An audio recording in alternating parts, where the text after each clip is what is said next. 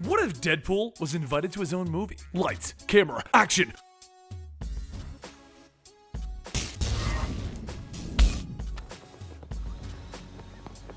Welcome to the Complete Story Series, where I bring you trade paperbacks and single issues in a digestible format, then I read it dramatically back to you. All alterations to the panels, text, and images are to prevent copyright problems, and all art is owned by its respective companies. This is the side story in the Spider-Man Deadpool crossover book. As the book says, it begins before the Spider-Man Deadpool crossover begins, but after the Amazing Spider-Man #1, you know, when Peter Parker's rich. Our tale begins with Deadpool walking his wife's little pet demon, since he's so bored. That is, until he sees a man with a boombox. The boombox is conveniently on a news station, and it informs Deadpool that there are currently frightened eyewitnesses that have spotted a costumed menace, a supervillain flying through the air. So Deadpool grabs the man, asking him why he has a boombox and not an MP3 player or something. The man informs him that perhaps he should go fight a villain or something, and that gets Deadpool thinking. That could fill up 20 pages of filler. So he leaves Sheila's pet dragon thingy to fly off on its own, and he takes off across town. And that's where he finds a guy in a hover disc floating through town. He calls out to him, asking him who he is, and he explains who he is. He's the Salmon Stuntman. No, he's not a supervillain. Doesn't Deadpool know that he can't lie about being a supervillain? That's kind of against the law. He came out here to get Deadpool's attention because he wants his help in performing the stunts on the new Deadpool movie. Who else would be better for the fight scenes than the real Deadpool? Deadpool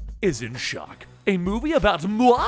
Why do I suddenly sound like Miss Piggy? So what's the first thing that Deadpool does? Well, he grabs all of the drones floating through the sky and he uses them to fly over to the nicer part of town and therefore find Spider-Man. Spider-Man asks him why he didn't just text, and Deadpool explains everything that's going on in a very boring explanation, so he asks Spidey to come along with him. No one knows Hollywood better than Spider-Man. I don't know, Deadpool. Superhero movies are kind of getting gloomy these days. All the heroes want to do is fight each other. Shouldn't comic book movies be kid-friendly? Come on, Spider-Man! You know this world better than anyone. No one's a bigger sellout than you. Besides, I'll make you an associate producer. And with that, our two heroes make their way to the movie set, where they drive past a dancer, a soldier, and a Storm and Wolverine actor. The Storm and Wolverine actors ask why none of the other superheroes seem to want to talk to them. It's almost like they don't even exist. They walk into the main room to find the writers arguing about a rewrite when a rocket goes through the window, hitting the producer in the head. It turns out that major handsome Hollywood movie star Donald Dryans is playing Deadpool in the movie, and he isn't exactly happy that his butt isn't getting more screen time. He did squats for 6 months, and they cut out all of his butt's nude scenes. The producer gives him an awkward grin and then agrees to put back in all of the nude butt scenes, while Donald walks off demanding his hourly rations of steamed veggies and egg whites. This brings us to the movie set, where Deadpool is reading the script, getting ready for his big fight scene.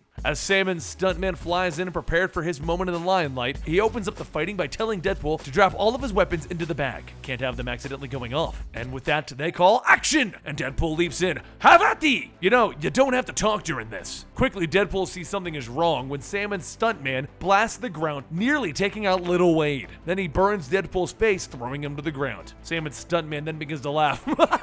You fools! This was my plan all along, to get Deadpool unarmed and ready to fight against me! Deadpool begins to make a break for it, dodging the blast coming out of Salmon Stuntman's hand beams, and that's when Spider-Man sees the problem. I'm coming, DP! He webs onto the scene, dodging Salmon Stuntman's discs. While Spider-Man keeps Salmon Stuntman busy, Deadpool sees the character that took his weapons and he runs over to her, shouting, "Don't you know you're a minor character? Just give me back my weapons!" As Spider-Man dodges even more, Deadpool comes swinging in on the webs that Spider-Man left hanging around, blasting his guns at Salmon Stuntman. Salmon Stuntman then blows a hole in the wall and begins to make a break through it. But as he's flying, a Daredevil actor gets in his way. Get out of my way, you idiot! What are you, blind? Get it? Daredevil is kinda blind. The three of them run through a bikini babe scene and then into a scene with zombies, though Spider-Man tries to be correct and call them walkers, and Deadpool tells them, enough! They're zombies! We know they're zombies! Then they find themselves in a scene from Jurassic Park, which is where Spider-Man leads Salmon Stuntman into the mouth of the T-Rex, and Deadpool calls cut.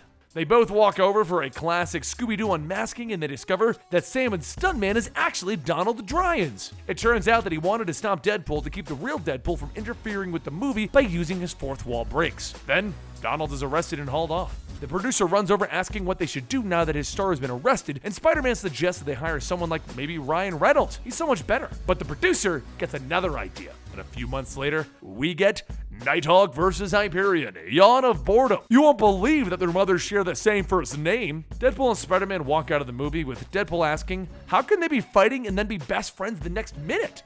And that concludes a little filler issue of the Spider-Man Deadpool series. Now, right after this, we went back into doing the core storyline where we're trying to figure out how Spider-Man and Deadpool can be friends, and we'll be covering that when it comes to its conclusion. I hope you guys enjoyed this fun little side story, and I hope to see you next time right here. Don't forget to subscribe for more Spider-Man and Deadpool, and don't forget to follow me on Twitter at Comicstorian and Instagram at Comicstorian. See you next time.